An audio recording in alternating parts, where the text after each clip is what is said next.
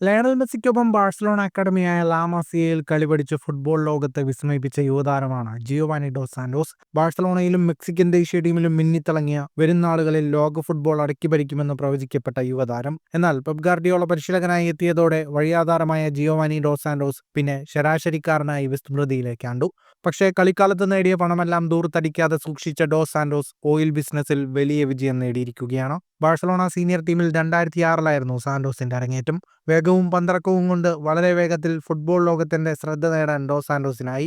അരങ്ങേറ്റ മത്സരത്തിൽ തന്നെ ഗോൾ നേടാനും ജിയോവാനി ഡോസ് സാന്റോസിന് കഴിഞ്ഞു. ഫ്രാങ്ക് റൈക്കാർഡ് പരിശീലകനായ 2007-2008 സീസണിൽ La Liga, Champions League, Copa del Rey മത്സരങ്ങളിലായി 37 തവണ സാന്റോസ് ബാഴ്സലോണയ്ക്കായി ജേഴ്സി അണിഞ്ഞു. 4 ഗോളും 7 അസിസ്റ്റും സ്വന്തം പേരിൽ കുറിച്ചു.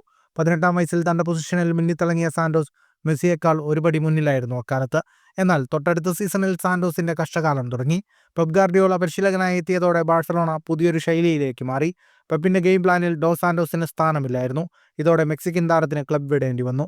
ബാഴ്സ വിട്ട സാന്റോസ് ആദ്യം ടോട്ടനാമിലേക്കും പിന്നെ ഇപ്സ്വിച്ച് ടൗണിലേക്കും ഗലത്സറയിലേക്കും റേസിംഗ് സാന്റഡാറിലേക്കും കൂടുമാറി.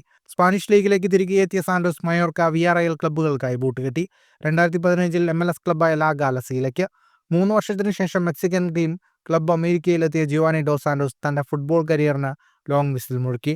ക്ലബ് തലത്തിൽ മങ്ങിപ്പോയെങ്കിലും അണ്ടർ-17 ലോകകപ്പിൽ മെക്സിക്കോയെ ചാമ്പ്യന്മാരാക്കിയ ഡോസ് സാന്റോസിന്റെ മികവിൽ 2012-ലെ ലണ്ടൻ ഒളിമ്പിക്സിൽ ഫുട്ബോൾ സ്വർണവും മെക്സിക്കോ സ്വന്തമാക്കി.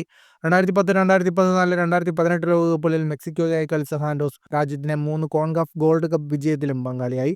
ക്ലബ്ബുകൾ മാറി മാറി കളിച്ചപ്പോൾ പ്രതിഫലം കുറഞ്ഞെങ്കിലും കിട്ടിയ പണം സാന്റോസ് കരുതലോടെ ഉപയോഗിക്കുകയും ചെയ്തു.